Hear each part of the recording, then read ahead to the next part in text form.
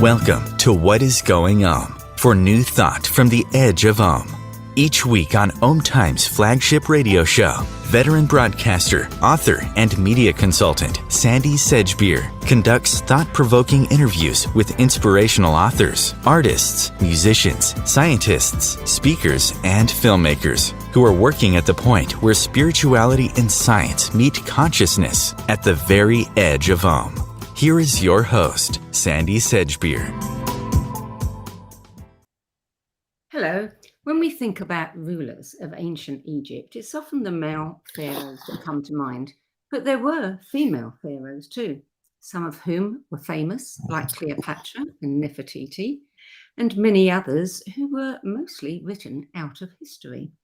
But there's one female pharaoh who developed quite a cult following after her death, and many centuries later became a Gothic icon through her role as the antagonist in Bram Stoker's shocking Egyptian novel, The Jewel of the Seven Stars, published in 1903. So who was Sobekneferu? Why was she written out of history for so long? Did she really use magic to secure her destiny? And why is so much of her story hidden behind a veil of mystery and imagination? Andrew Collins is a science and history writer who investigates advanced civilizations in prehistory. He is the co-discoverer of a massive cave complex beneath the Giza Plateau, now known as Collins Cave, and the author of several fascinating books that challenge the way we perceive the past, including Origins of the Gods and Göbekli Tepe, Genesis of the Gods, just to name a few. A regular guest on radio shows, podcasts, and TV series, including Ancient Aliens, The Unexplained with William Shatner, and Gaia TV's Ancient Civilizations. Andrew Collins joins me now to talk about his latest book, The First Female Pharaoh Sobekneferu, Goddess of the Seven Stars. Andrew Collins, welcome. Hello, Sandra. Yes.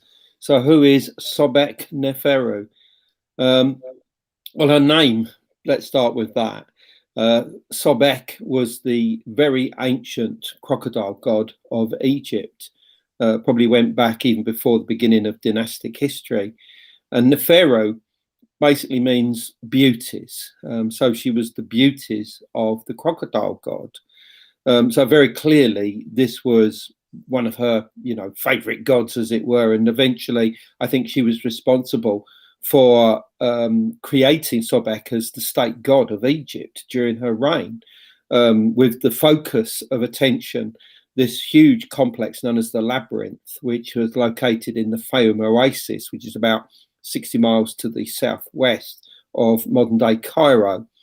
And, I mean, she would seem to have created a religious cult, not only surrounding Sobek, but also the mother of Sobek, who was Neith, and she was represented as a hippopotamus, a standing hippopotamus. Some people will know her under the name Tawarat, which just means great mother. And together, these two figures were shown in the night sky as the stars of the constellation of Draco, Ursa Minor, and Ursa Major. And they were the three constellations that revolved around the celestial pole, the northern celestial pole, which is one of the areas of interest anyway for the ancient Egyptians, because it was in this direction that they believed the afterlife was actually located. But the thing about Sobekneferu is most of the viewers will be saying, well, I've never heard of her. And that's because if you look at any book on ancient history, specializing in Egypt, obviously, you'll only find a couple of pages on her, which is just pulling together information about what the ancient writers may have mentioned, few monuments that have been found that mention her name, or a few artifacts that have come up. And they don't really say much about her other than the fact that she reigned for just under 4 years and followed onto the throne her brother, Amenemhet IV. And both of those were the offspring of a very successful pharaoh by the name of Amenemhet III, who reigned for about 45 years. And basically, without Sobekneferu, Egypt would have fallen, and I think the world would have been a completely different place today. She was actually the savior of Egypt, and that's the story which I want to tell you about. But as you mentioned at the top of the hour, basically we all know her, but from a fictional perspective, because as you said, Bram Stoker wrote a book called The Jewel of Seven Stars, where Sobekneferu appears under the name Queen Tera, T-E-R-A. And this book was used as the role model for many films where a Egyptian royal female rises from the dead to create havoc in the modern world, the most recent of which was 2017's The Mummy, which starred Tom Cruise. And, you know, this and many other films are all based on Bram Stoker's work. There's no question about that at all. You know, so who was this woman, and you know, why is she so important, and how did she basically save Egypt? Well, hang on a second, Andrew. Just before you get there, what I want to know is why are you so interested in this woman? Well, I mean, she's been of interest to me for decades, basically. And one of the reasons for this is that people keep having dreams and visions about her. And, you know, although she might not, you know, come across and give her name or whatever, but it's quite obvious that they're all seeing the same character. And I found this interesting from a psychological perspective, from the simple reason that most people don't dream about Nefertiti or Cleopatra or the other famous female pharaoh who was Hatshepsut. They don't dream about these people. So why is it that Sobekneferu seems to be coming through so strongly with people? And this prompted me to start looking into her monuments, looking into artifacts that came from her reign, and to gradually build this picture to basically find out whether the character of fiction did resemble the character of history. And in several ways, she absolutely did. There's no question about that. And whether Bram Stoker was writing, you know, just fantasy or intuitively or what, doesn't seem to matter. He seemed to have got quite a lot of facts right about her. I mean, let's start with her story. I mean, basically, as I say, her father ruled Egypt for around 45 years. His name was Amenemhet III. Now, this was the dynasty, the 12th dynasty. And all of this is happening towards the end of that dynasty. But this is also the age known as the Middle Kingdom. And all of that will soon be lost after the reign of Sobekneferu. Because what happens is that after this time, there's a dark age in Egyptian history known as the Second Intermediate Period. So during the reign of her father, things started to change. He started to allow a lot of Semitic peoples to enter into the country that began to settle in the northern part of the country, in the Nile Delta, all the way down to the area of what is today Cairo. In particular, the area around Heliopolis. And, you know, they gradually built their own communities, their own population. And then towards the end of the father's life, Amenemhet III's life, he actually appointed his, and we can only assume this, eldest daughter to be his successor. Now, her name was Neferuptah. And we know this because he even had her name put in a royal cartouche, which is like this, the oval that will go around the name of the pharaoh. And this was the first time that a woman had this honor for her name to be put in a cartouche like this. And she wasn't even, you know, ruling the country. So she was obviously being geared up to become the next pharaoh, which in itself was obviously very progressive. But it would seem as if because she would have been probably the first female pharaoh to properly take over the country, they thought the best thing to do is put her with her brother, who was also called Amenemhet, like his father. He probably was younger than her, probably only 14 to 16. And they were going to rule together. She was obviously going to rule the country. He would be by her side. I mean, exactly what titles they'd have had, we don't know. But then she disappears. And we know that she dies because a makeshift tomb for her was made inside her father's pyramid at Hawara in the Fayum Oasis. And this was a makeshift tomb. So that suggests that she died even before him. But eventually her remains were removed to her own small pyramid nearby. But we certainly know that she died during his reign. Now, this is interesting because this tells us that they probably had no plan B because she was so young. And so this probably put the country in turmoil initially. And it would seem as if the answer was, let Amenemhet IV reign, basically as the pharaoh. But it would seem as if their other daughter, who would seem to be of the same mother as Amenemhet IV, but not of the same mother as Nefertiti, come in and rule alongside him. And her name was Sobekneferu. And for the first few years of his reign, they ruled side by side and probably, were quite close. And then something seems to have happened where they split apart, and it would seem as if their political views seemed to diverge in different directions. But what also happened is because the new pharaoh was so young, I think he was being heavily influenced by people that had been in the cult of his father. And this meant that these progressive ideologies were pushed even further, and the borders were opened even more. And a lot of people started to worry about this, that this could cause the downfall of Egypt. And it would seem as if, and I'm going to say all this matter of fact, but the evidence is in the book itself, is that it would seem as if certain people came to Sobekneferu, who was either ruling alongside her brother officially or unofficially, and basically said to her, look, the country is going to fall unless we do something about it. The borders need to be closed. We need to stamp down authority on the country. We will back you and your claim to the throne if your brother can be got rid of. And it would seem as if that was what happened, and that her brother was murdered.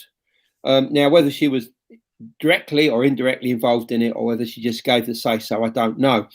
But that allowed her then to take over the throne. Now, obviously, all of this might sound very heavy, but these were different times. We're talking about Game of Thrones, like, political intrigue of stuff going on, just as Maybe it would not do so old. at much later times within the Ptolemies and the other great dynasties of Egypt. I mean, all of this was going on all the time. So and there were attempts on life and possibly murders within her own family, with their own immediate ancestors as well. So this was the only way that if you were going to become pharaoh and remain on that throne, you had to be strong, you had to be mighty.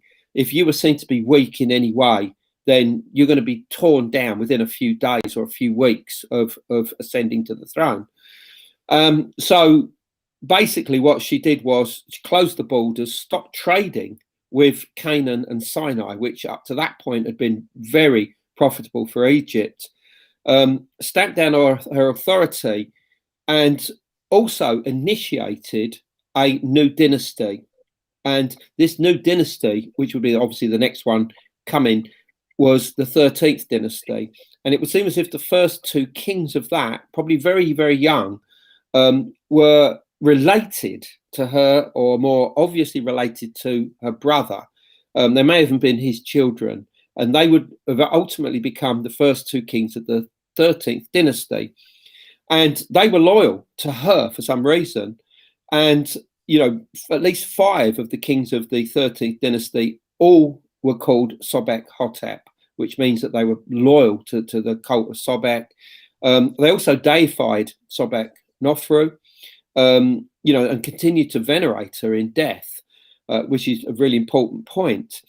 But the thing is that as all this was happening, exactly what these nationalists suggested would happen to Egypt started to happen, because a rival dynasty began in the northern part of the country called the 14th dynasty.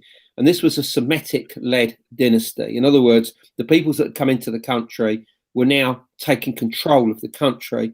And what happened was that this paved the way for the entrance into Egypt of warlords coming in from Canaan, who are remembered in history as the Hyksos, or the shepherd kings.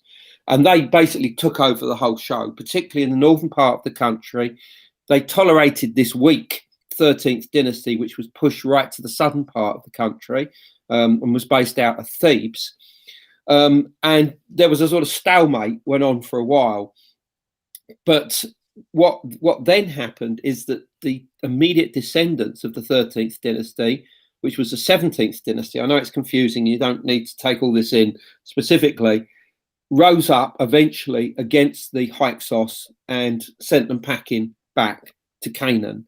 And thereafter began not just the 18th dynasty, and we won't even bother about the 16th, that's just so confusing, we won't even go there. This began the 18th dynasty and the beginning of what's known as the New Kingdom. And of course, all of this had all your great kings like Ramesses II, Seti I, Thutmose, Hatshepsut, Akhenaten, Nefertiti, and of course Tutankhamun. And none of this would have happened if it had not have been for what Sobekneferu did. The chances are Egypt would have fallen completely, and it would have probably just become another city-state like many others in Canaan, which were rivaling each other most of the time anyway. And the world probably that we're in today would probably be in a different place. I mean, certainly we wouldn't have Art Deco, because obviously that only began after we found the tomb of Tutankhamun in 1922.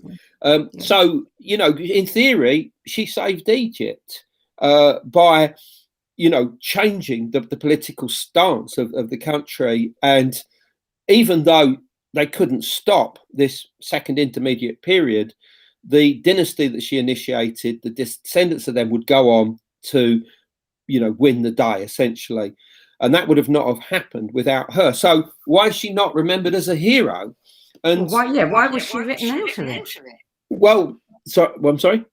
Why was she written out of history? Why was she? Well, I mean, an example of this can be found at Abydos in the southern part of Egypt, because on the walls there of the Temple of Seti I are dozens of royal cartouches with all the names of the kings from the earliest times down to his own day.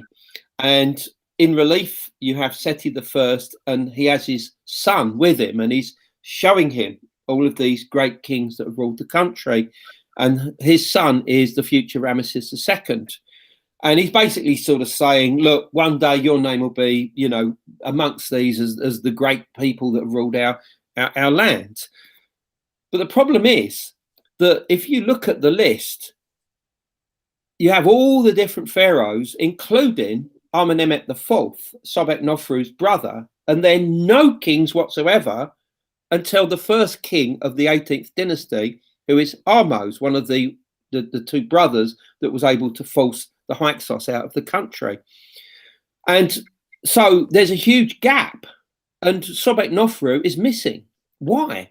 And, well, the answer, I can understand Seti I not including the kings of the second intermediate period, because A, it was such a confusing period, and B, they probably didn't want to be associated with this dark age. They just want to put it behind them and just forget about it. But why should they leave out Sobekneferu? And the answer, I would say, is that they blamed her for it. They saw her as a part of it. So instead of her saving the day, they saw her as causing it. And because of that, her name was written out of certain king lists. Not all, I must point out, but certain of the king lists. So in other words, she was being tarred with the same brush as all of the kings of this very confusing dark age of Egyptian history. And because she was the first one to be omitted, quite clearly, it was almost certainly seen as her responsibility. So, and one of the reasons why I think all this happened is that at the end of her reign, it would seem as if they came for her. When I say they, almost certainly, I think it was one of the priesthoods of the country, most obviously the priests of Heliopolis, who were the priests of the cult of Ra, or in his creator form, Atum. And the reason I say that is because they were working very heavily with the Semitic peoples and had been with her brother, Amenemhet IV. In fact, he had abandoned Sobek. He had abandoned the cult center of Sobek in the Fayum region and was actually going to create a brand new kingdom in the Sinai, which was Semitic territory in its own right. And he was going to focus it around this religious complex on a sort of mini mountain known as Serabat el Kadam, which was dedicated to the goddess Hathor. And this was a very important area because it was from here, from the mines close by, that turquoise, copper, and malachite, all were brought back into Egypt on these caravan trains that would go between the Sinai and Egypt to the border of Egypt, that were controlled by the Semitic peoples. Now, so basically, it would seem as if she was buried in secret, probably after a death that involved suicide, from all that I can see. In other words, just like Cleopatra, much later would commit suicide so that they couldn't come for her and drag her through the streets and humiliate her before killing her publicly. This is exactly what Sobekneferu did. She took the way out, having completed what she felt was good for the country, which was restoring what the Egyptians referred to as Ma'at, which means divine order through justice and truth. And having set up this new dynasty, the 13th, she could go out peacefully, so to speak. But it's clear that once she died, she was buried in secret, because we can see this because the pyramid that was destined for her, which was constructed at a place called Masguna, which is just south of the Dashur pyramid field, was never used ever. There's no evidence that anybody was ever interred in it. And also, interestingly, it was destroyed in antiquity. And when I mean destroyed, right the way down to the floor. And I find that interesting in its own right. But when the superstructure was investigated in 1910, it was found that nobody had ever been buried there. And there was also a lot of strange peculiarities about it. The British Egyptologist who did the work there, who was Ernest Mackay, found that there was complete oddities in the way that it was built, completely different to every other pyramid, in the way it was entered, its directionality, the fact that its whole interior was painted red. And I mean, when I say painted red, I mean beyond anywhere that was aesthetically done, right, the sides of everything, places where it wouldn't have mattered what color it was all painted red. And why would it be painted red? Well, red is obviously the color of blood, but it's the color associated with a force called Sekhem. Sekhem means divine might or mighty power. And it is the root behind the word Sekhmet. And Sekhmet was a lioness-headed goddess who was the fierce, terrifying form of the goddess Hathor, who would seem to have been very important to Sobekneferu on a personal level. I mean, on a state level, Sobek was very important to her, but on a personal level, it would seem to have been Hathor. And one of the reasons why she would have adopted Sekhmet is because if she had to rule the country with might, basically, then this was the idealistic divine force to evoke. And even the name of her funeral complex, which is recorded, was called Sekhem Sobekneferu, which, obviously means, the divine might of Sobekneferu. So she even wanted to use that term in death, basically.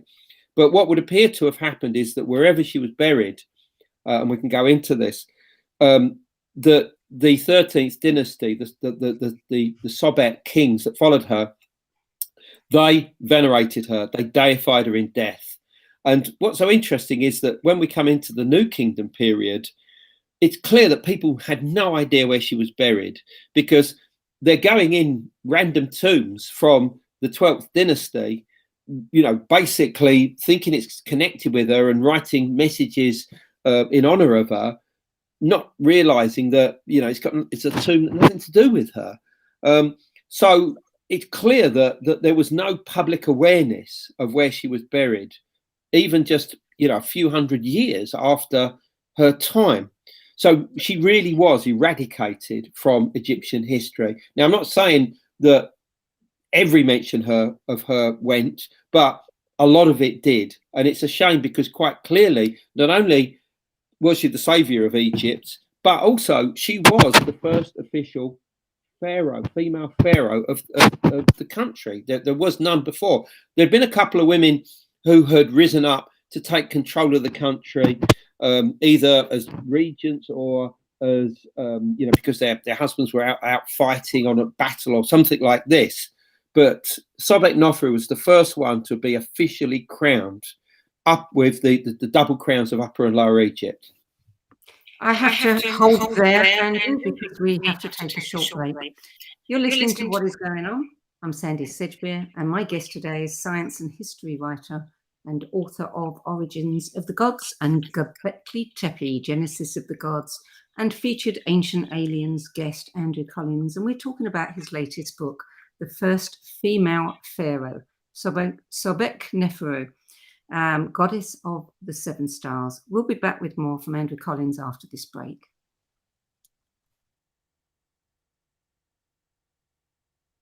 Times TV. Imagine becoming a super influencer. Reinvent yourself, invest in your brand, and then manifest your success with a robust spheric approach. Times Media and Broadcasting offers a unique and multifaceted way to become the spiritual and conscious influencer you deserve to be by putting your message across our powerful platform with its proven record of integrity and excellence.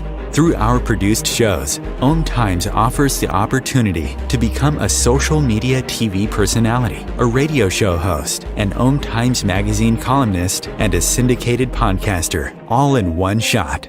By live streaming your show on Times TV and broadcasting it across the extensive Times radio and TV networks, you become more than a host. You become an ambassador and a force for positive change.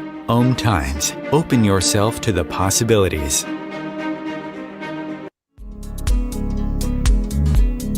Hello, I'm Sandie Sedgbeer, host of Times flagship radio show, What is Going On? And as an author, editor, and 13 times book judge who's read thousands of books and interviewed hundreds of authors, I'm constantly asked what's really worth reading and what's not.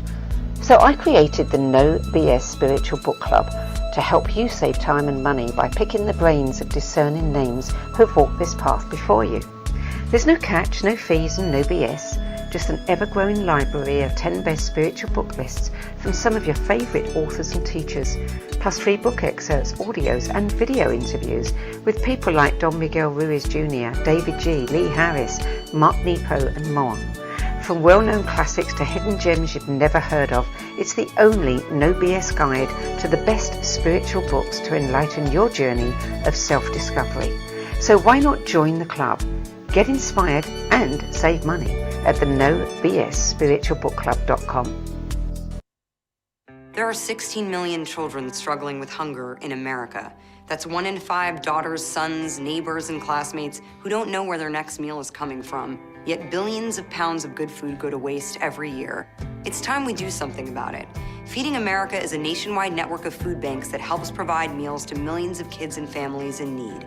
Visit feedingamerica.org to help them feed even more.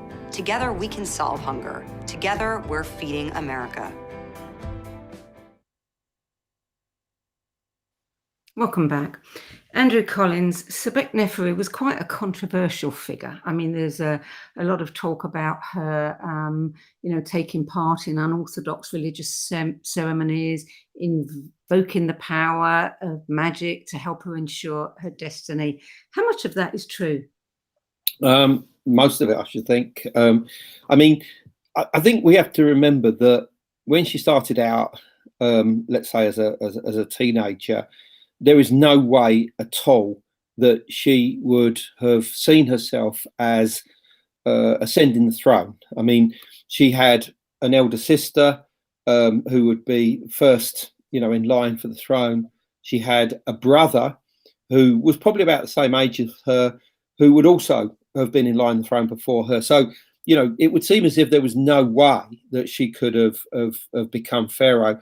And I think what's important to remember is that when a child is born, and a child that is destined to become pharaoh is born, they are seen to be the incarnation, a living God themselves, under the name Horus.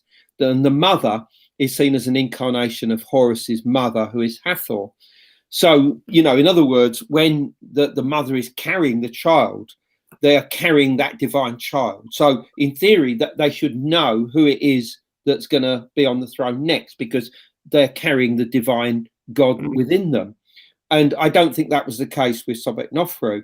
Something must have happened in her life to change the way that she thought. I mean, all the evidence seems to suggest that she was training as a priestess in a temple in the early parts of her life. So in other words, she had committed herself to a religious lifestyle. Now, whether this was with the temple of Hathor or a similar goddess, I don't know. Possible. I'm pretty certain, though, it is Hathor.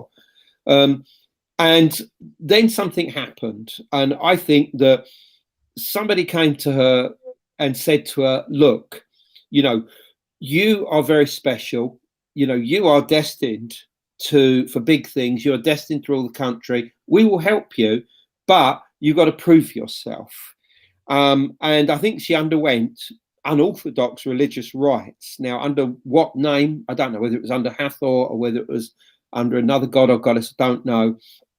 And the thing that this is that I think that she passed with flying colours, so to speak, and that this allowed her to believe for the first time that she was destined to rule the country. And once that was in her head, nothing was going to stop her, basically. And I mean, this is, of course, in a way, this was a premonition, because quite clearly she would end up ruling the country. So, it may well be that whoever it was that came to her, was somebody that was working from intuition or from psychic messages or from dreams. We don't know. But the clue to this is the fact that there is a statue that appears to show her. I mean, 95% it shows her. And she is wearing a particular cloak, basically, and it's known as the Hatshepsut cloak. And the thing is that this would appear to have been worn by her at her coronation. Again, this is not me, this is what some Egyptologists have said. And the importance of this is that the Hatshepsut festival, where you get this cloak as a reward, basically, a pharaoh only undergoes after they've ruled the country for about 30 years. And then what happens is that the king, because they're in theory getting older, obviously, they have to undergo a series of physical and mental trials to show that they're of sound body and mind to continue ruling the country. And once they do this and they pass, they're allowed to continue on for another 5 years or so, and another similar event will occur after that. And then they get, they get their coat, their Hatshepsut cloak after that. And obviously that's the sign that they've gone through. So why should Sobekneferu be wearing one at her coronation? And it's very clear that this was her statement saying, look, I have done enough. I have proved myself to the gods and goddesses that I am worthy to rule this country, and I'm going to show you this by wearing the Hatshepsut cloak, which is obviously an incredibly bold thing. And she's wearing a very unique headdress as well, made out of a vulture and snake, which is, you know, totally unique, very, very strange. And so that, I think, was part of her conviction. So yes, I mean, she was obviously involved with unorthodox religious or magical activities, but this was only the start, because quite clearly Sobek was a very, very ancient god of Egypt. He was basically seen as a star god, and there's a lot of indications that she was very interested in the stars of the northern sky, and also the area of the northern Fayum area, because there's a huge lake there called Birkit Karam, which in ancient times was known as Lake Morris. It's a huge, great lake, and on the north side of it, there's a very strange megalithic temple made of polygonal blocks. I mean, it looks out of a completely different epoch and probably dates back to the Old Kingdom, but it was refitted in the interior, I would say, during her reign, or certainly during the reign of her brother. And I found two pieces of evidence, hieroglyphic evidence, which tells us that she was associated with this. And this has never been published before. And I think that she was the person that redesigned this monument. But what's interesting is it's aligned to the setting of a bright star in the constellation of Draco, which was associated with Sobek. In fact, it was probably the eye of Sobek, which was Eltanan.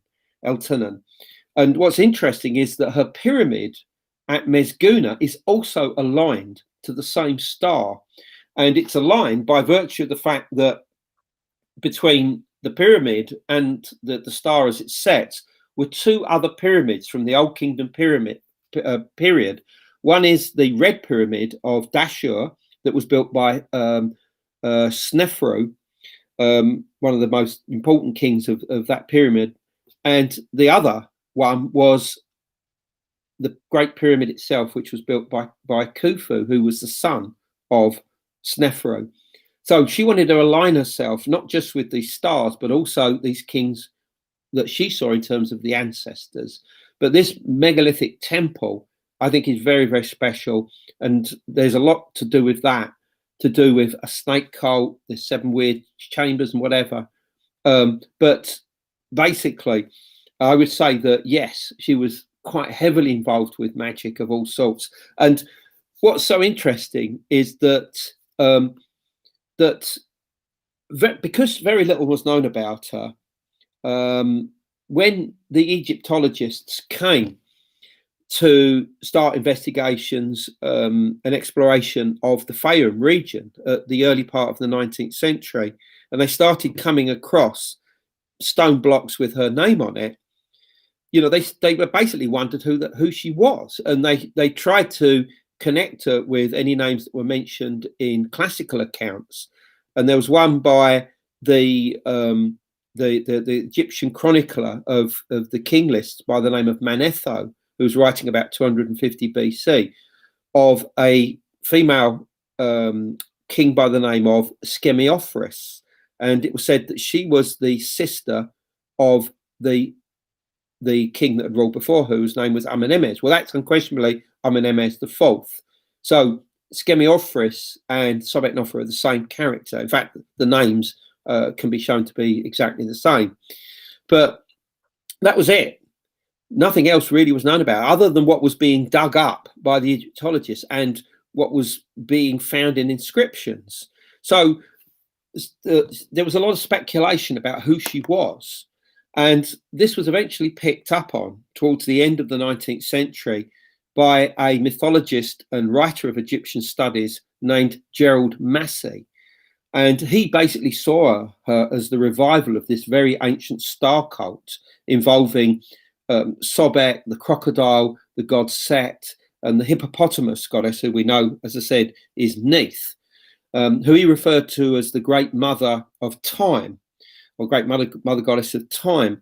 He also referred to this hippopotamus goddess as the goddess of the 7 stars. And it was this that Bram Stoker read that allowed him to create his character of Queen Tira in the novel The Jewel of Seven Stars.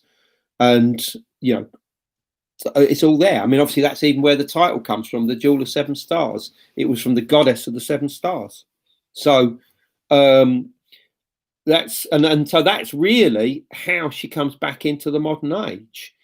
Bram Stoker writes about her. And what's interesting about Bram Stoker is that the very first edition of The Jewel of Seven Stars was so shocking to the post-Victorian, the Edwardian audience of 1903, that the publishers called him back in and said, look, Bram, you know, there is no happy ending in this book. You know, would you please write one where everybody lives happily ever after? So that's what he did. He wrote a happy ending for the subsequent editions, so that you know, supposedly please the reading audience. But obviously, I would advise you to read this book. And if you are, make sure that you get hold of the first edition, not the subsequent editions. So, as I said, it's this story that ends up influencing various horror films where a Egyptian royal female, whether it be a queen, a pharaoh, or even a princess, comes back to life in the modern age and creates havoc. With the latest being The Mummy from 2017, starring Tom Cruise. But by far the best rendition of or adaptation of The Jewel of Seven Stars, in my opinion, is 1980s film The Awakening, starring Charlton Heston and Susanna York. This is by far the best. I mean, a lot of it is actually set out in ancient Egypt, and the portrayal of the queen in there, who's referred to as Kara, which is interesting, as Sobekneferu's throne name is Sobekneferu. So it's you know, it's quite clear that they're talking about exactly the same character. I want to sorry for getting cut off. Then we had a power cut here. Question: you talked earlier about many people having dreams of her. She had this renaissance, you know, and became an icon all over again in the Victorian era. The book had something to do with that, Bram Stoker's book. But I would probably think that the book actually came out after there was already some interest being shown. There was. This is when all of the discoveries were taking place. You know, the Egyptian, many archaeologists go in there, finding things. Also, it was the time when we had a big lot of interest in Hermeticism, in you know, Madame Blavatsky, seances, psychic phenomena, all of that kind of thing. Do you think there is some kind of connection there on some other level, unseen level, that when we start bringing all this thing into the open, it begins to impinge on people's consciousness, and they can have dreams? Absolutely. I mean, going back to what you said about, you know, Hermetica, is that obviously the Victorian era was the age of a lot of occult, you know, orders and groups, and one of those was the Golden Dawn. Which had branches in many cities around the world. But the one in London had some very, you know, colourful people involved with it. One of those was a lady by the name of Florence Farr. She was an actress, a writer, a musician, a playwright, and she wrote books on ancient Egypt, you know, as you say, more the Hermetic side of it. And she would visit the British Museum a lot, and she became attached to a coffin and a mummy there, which she believed was talking to her. And she started referring to the spirit of this mummy as the Egyptian contact.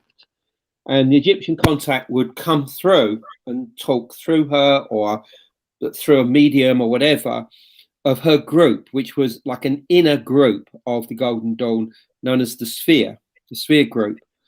And a lot of the people who were not involved with this group, but also actually belonged to the Golden Dawn, started to get quite worried about this. They believed that this Egyptian contact was influencing, them, and was perhaps taking the group in the wrong direction.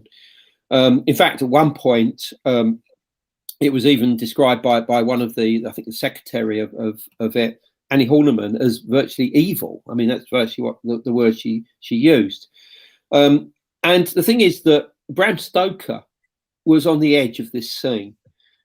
He was a manager at the Lyceum Theatre, where also Florence Farr actually was doing plays there. And there were various other occultists involved with the Lyceum and that social group. And I think that this was one of the things that influenced Bram Stoker, because in his book, a woman who is the daughter of the Egyptologist who finds the tomb and brings the sarcophagus and coffin and the mummy back to Britain, it's the daughter, the 18-year-old daughter, that gradually becomes possessed, taken over by the spirit of Queen Tira, who, as I said, was this, pharaoh of Upper Lower Egypt, female pharaoh. So in other words, I think that it's basing on Florence Farr. But what's so interesting is that these ideas eventually are taken up by other later occultists, like Kenneth Grant, for instance, in various books that he wrote about, like the history of magic in different countries and how it all goes back to common sources. He talks a lot about Egypt, about star cults and, that Sobek and whatever. And he talks a lot about Sobekneferu in there. So she's very, very important in the occult world. And I mean, in the book, basically, I actually even give examples where Sobekneferu came through to Kenneth Grant's group and unquestionably influenced what he would write about in his non-fiction and fictional works. And beyond that, people are still to this day having visions and dreams of Sobekneferu. And I mean, she's even got her own festival date, which is July the 23rd, which is this coming Sunday. If you don't believe it, look it up online. So July the 23rd, which is a very interesting date. It's always associated with the rising of Sirius in Egypt. And I mean, light a candle for her there, and maybe track down the film The Awakening from 1980, which you can look at for free on YouTube. Let me ask you this question then. I'm going to stretch this a little bit further. In your book, Origins of the Gods, co-authored with Greg Little, you take the aliens and ancient aliens concept to the next level, saying that ultra-terrestrial intelligences have been affecting human evolution ever since our earliest ancestors. Do you think, when we look at how, the whole system of the gods with the Egyptians, the whole, everything we read about them definitely smacks of something that isn't necessarily completely terrestrial. Do you think there is an ultra-terrestrial element in this story? Well, if there is to do with Sobekneferu, it's not easy to pick through, I don't think. But I mean, it's always been my belief that, humanity has had help from higher intelligences. And, many years ago, I believe that they were probably of an extraterrestrial origin and involved flesh and blood aliens coming here in nuts and bolts spacecraft. But as the years went by, I realized that this answer was totally insufficient to explain UFO encounters, UFO abductions, dreams, visions. The fact that people experiencing this type of phenomenon also had poltergeist, were also very psychic, and whatever. I mean, it was totally inadequate. And eventually, I came to the conclusion, as you can read from in Origins of the Gods, that we were possibly dealing with something that was outside of normal space-time, something that was either 4 or 5 dimensional, or possibly even 11 dimensional in nature. And this has been something that myself and my friends and colleagues have looked at and worked alongside with for quite a few years now. And we've referred to these entities as N beings, N-dimensional beings. The N standing for number, because we don't know how many dimensions are involved. So you just put the letter N. It's a mathematical character that's used. And I'm prepared to believe that this could be an answer to the intelligences, not only behind a lot of UFO encounters, but also the intelligences that may well have been influencing us all the way along, and that they are able to manifest in our world through a substance known as plasma. Plasma is the full state of matter. It's also been seen as possibly containing an extra dimension of space. There are various good references to this, and I outline all of this evidence in Origins of the Gods and show why this almost certainly is so. Yeah, Jeff, Greg Little and I did touch on that when I did an interview with him about Origins of the Gods, and it's a fascinating area. We've only got a few minutes left. There's a couple of questions I want to ask you. You've explored many, many ancient sites, including some of the more recently discovered ones, Göbekli Tepe, Kesem Cave. You co-discovered the massive cave complex. It's now known as the Collins Cave. Of all the incredible places you've investigated and experienced, which for you is the most outstanding and compelling? Well, let's go for two. One's easy, and that's the King's Chamber of the Great Pyramid. I mean, if you've never been there, you've got to go there and go in a private tour. Don't go there with 100 other people. I mean, this is not an advert, but we are actually going there in November as part of a tour. Go onto our website, andrewcollins.com. Come along with us if you fancy, going to Egypt on a cruise and tour and whatever. But the other site that is just so compelling to me is Karahan Tepe, which is the sister site of Göbekli Tepe. I mean, you've just got to look at that. I mean, just look it up online, Karahan Tepe, and just look at the bizarre rock architecture that's over 11,000 years old, that's recently been uncovered. I've just finished a book and submitted it to Inner Traditions, which almost certainly will be called Karahan Tepe, which goes into exactly what might have been going on there 11,000 years ago. And I'm sure when it comes out this time next year, hopefully, I'll be back on this show. Well, yes. I mean, this is a subject that absolutely fascinates me. And I was going to ask you, what are you working on next? And you just told us. Do you have something lined up now that you've handed that one in? Are you working on another one? Well, I mean, more of the same is the honest answer. I mean, the thing is that you haven't just got Göbekli Tepe or Karahan Tepe now. You've got at least a dozen of these sites that all have T-pillars. Some of them are being excavated for the first time this year, and they may well prove to be even bigger and more important and more spectacular than Göbekli Tepe. I've been onto this culture since my book From the Ashes of Angels came out in 1996. I predicted that you would find this high culture in exactly this area. And I was writing that at the very same time that the first spades were going in the ground at Göbekli Tepe. So I've been proved to be correct in that account. So really, it's something that is very close to my heart now. I would say Turkey, is my second home, and I go out there regularly. The next time we're going there is September on one of our tours. Again, by all means, come along with us on that. Full details on andrewcollins.com. Or we're going back there again next May and September. And these are not just holidays where you lie on the beach. I mean, incredible discoveries are made, not just by us, myself, my colleague Hugh Newman, J.J. Ainsworth, but also the people who come along. I mean, we throw it open to them and say, what do you think is going on at these sites? And, and we have incredible discoveries that are made. And some of these, you can see just from a video that was done by Hugh Newman and myself just in the last week, that through something that came out on the last tour in May, we realized that the so-called pillar shrine at Karahan Tepe is actually a three-dimensional head of a snake. I mean, it's extraordinary. And this is over 11,000 years old.